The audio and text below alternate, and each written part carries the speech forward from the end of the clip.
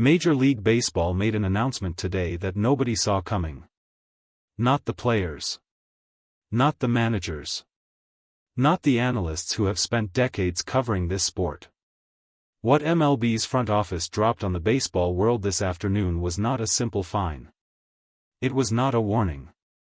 It was a decision so severe, so unprecedented, that it has permanently altered the careers of two of the most recognizable names in the entire sport, and sent a message to every single player in the league that will not be forgotten for a very long time. Kyle Schwarber and Bryce Harper have been banned. And the name they are accused of assaulting is Shohei Ohtani. The silence that followed MLB's official announcement lasted only seconds before the entire baseball world exploded. Social media collapsed under the weight of reactions. Radio stations dropped their scheduled programming. Analysts who had been preparing entirely different segments stopped everything to address what had just happened. Because what MLB confirmed today was not a rumor that had been circulating quietly. It was the official, formal, devastating conclusion to one of the most shocking incidents this sport has witnessed in a generation. To fully understand how this moment arrived, you have to go back to the night the stadium brawl broke out. According to multiple inside sources with direct knowledge of the events, the tension between the two sides had been building for weeks before it finally erupted in the most public and damaging way possible. This was not a spontaneous explosion. There were warning signs. There were conversations that happened behind closed doors. There were moments where the situation could have been de-escalated, and wasn't.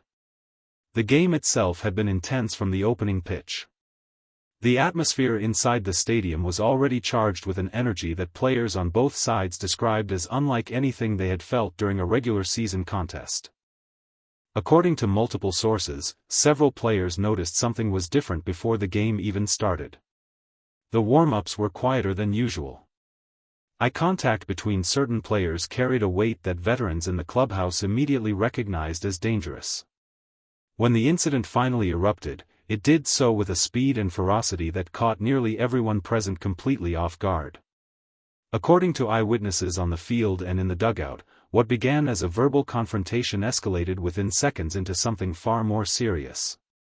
And at the center of it, surrounded by chaos, under the full glare of stadium lights and television cameras, was Shohei Ohtani.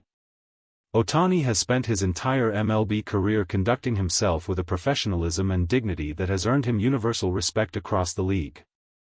He does not seek confrontation. He does not engage in trash talk. He does not allow external noise to pull him away from the singular focus that has made him the most unique and valuable player the sport has seen in decades. Which is precisely why what happened that night was so shocking to everyone who witnessed it.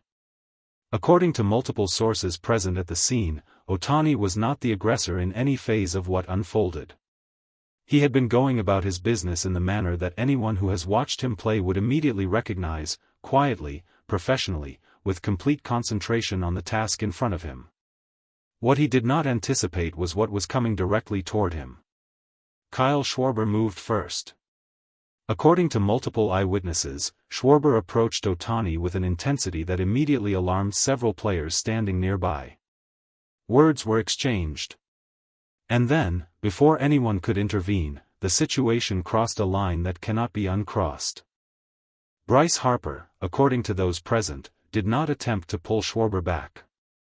Instead, according to multiple sources, Harper inserted himself into the confrontation in a manner that transformed what might have remained a heated verbal exchange into something that MLB would later describe in its official statement using language that has almost never been applied to active players of this stature.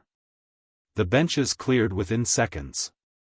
Players poured onto the field from both dugouts. Coaches sprinted across the diamond trying to reach the center of the chaos before it spiraled completely beyond control.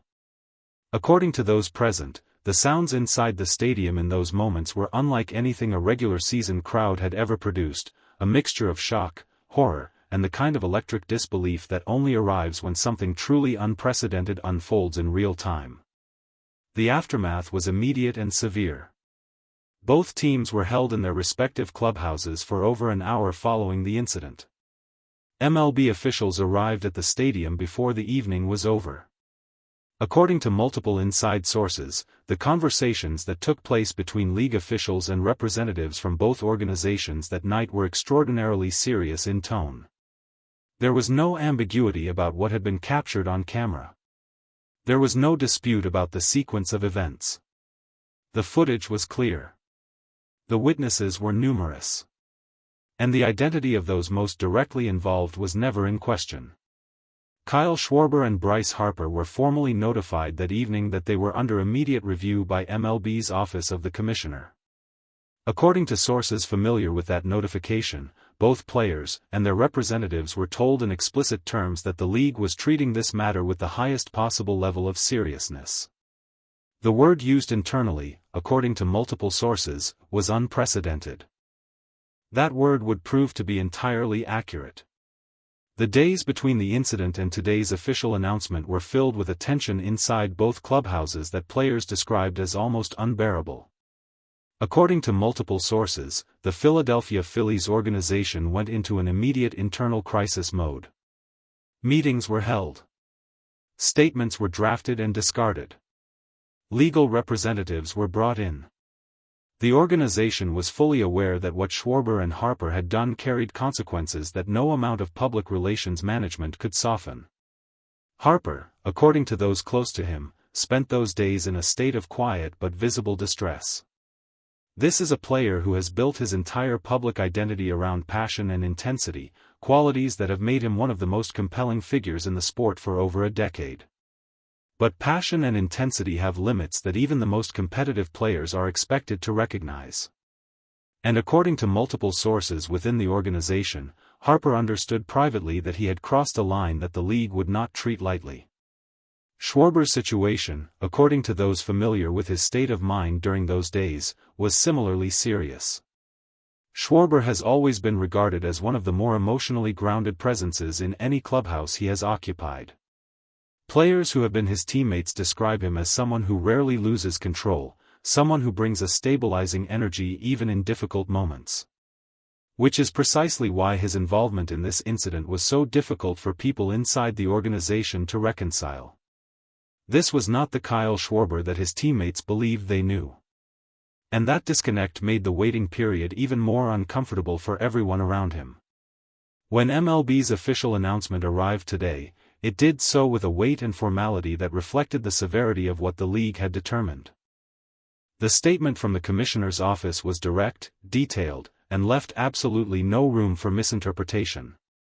Kyle Schwarber and Bryce Harper were being issued suspensions that represent among the longest handed down to position players in the modern era of the sport.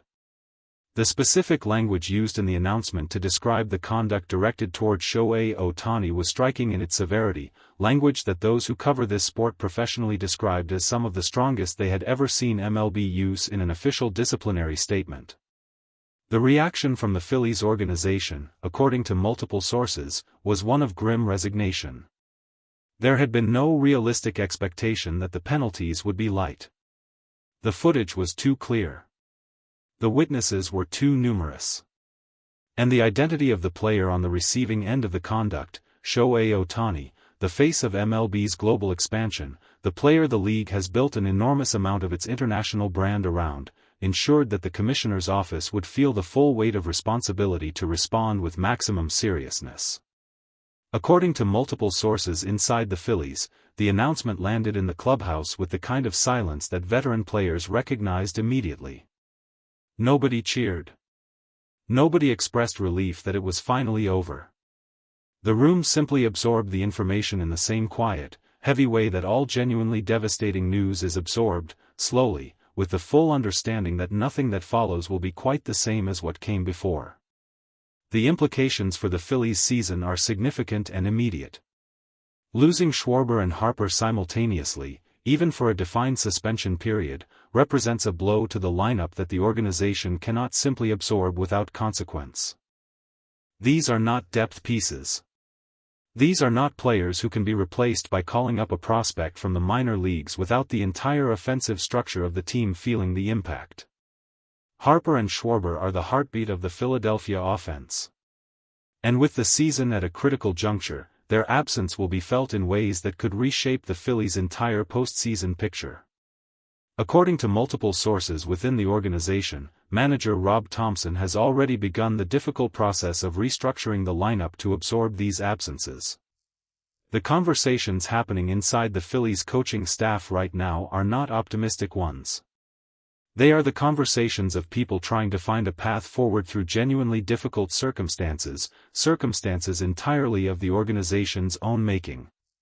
For Shohei Ohtani, the aftermath of this incident has been handled with the same quiet composure that defines everything he does.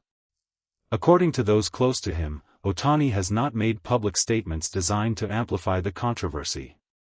He has not sought to maximize the attention this situation has generated. He has simply continued to prepare for baseball, which is, in the end, the only response that someone of his character was ever going to give. But make no mistake. What happened to Ohtani that night, and the league's forceful response to it today, has sent a signal across the entire sport that will not be ignored. The message from MLB is clear, permanent, and delivered with the kind of institutional authority that reshapes behavior across an entire league. Nobody is above accountability. Not the biggest stars. Not the most decorated veterans.